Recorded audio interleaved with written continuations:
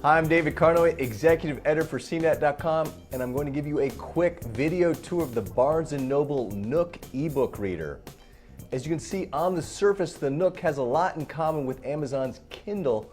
Features the same 6-inch e-ink screen as the Kindle and has a free AT&T 3G wireless connection for downloading ebooks over the air.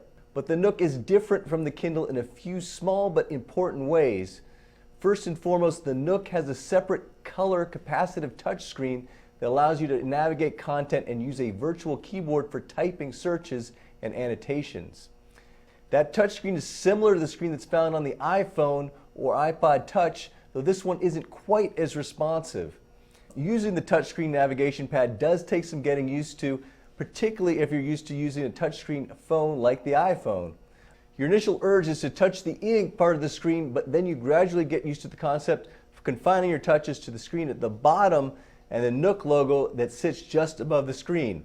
That Nook button serves as a home button that turns the color screen on when it's asleep. Also, the ability to browse through color thumbnail images of books and periodicals with a flick of your finger is appealing, but the cover flow feature isn't quite as smooth as Apple's.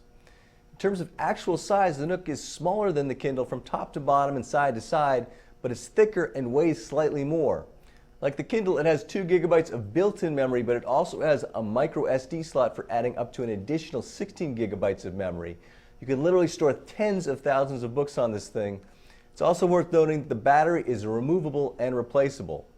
On top of its free AT&T 3G wireless connection, the Nook also packs in Wi-Fi connectivity that allows you to tap into a home network or one of the free hotspots in Barnes Noble's brick and mortar stores. Another interesting feature Barnes Noble is offering is ebook lending.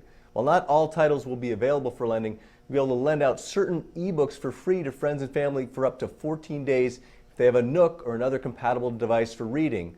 The Nook doesn't have a built-in web browser or a text-to-speech option, but it will play back MP3 files and display various image files as wallpapers or screensavers. There are 2 small speakers at the bottom of the device, but you're better off listening to music through the headphones jack. As for ebook formats, the Nook supports both EPUB and PDB files as well as PDF files. However, it currently doesn't read Word or text files, which is kind of a bummer. When reading an ebook, you can change the font style and size. The Nook is actually the first ebook reader that is powered by Android. This is an Android 1.5 device, but right now there are no additional Android apps available for the Nook. It does feel a little bit sluggish at times. You do have to wait for a book to load. There's a little thing that says formatting when you do load a book, even if you've already read it. Another thing we should point out is that the battery life on this is just not as good as the Kindle. A lot of that has to do with that color LCD screen, and it definitely has a negative impact on battery life when you use it. Barnes Noble says you can get between 7 and 10 days of battery life if you have the wireless turned off. We'd say that's a little bit generous. You can connect this to your computer via USB, and it also charges via USB. Beyond the color LCD, the ability to lend books and also to be able to stream books while you're in a Barnes Noble store are some of the key features that make this really an enticing and worthy alternative to the Kindle. I'm David Carnoy, and it's the Barnes Noble Nook e-reader.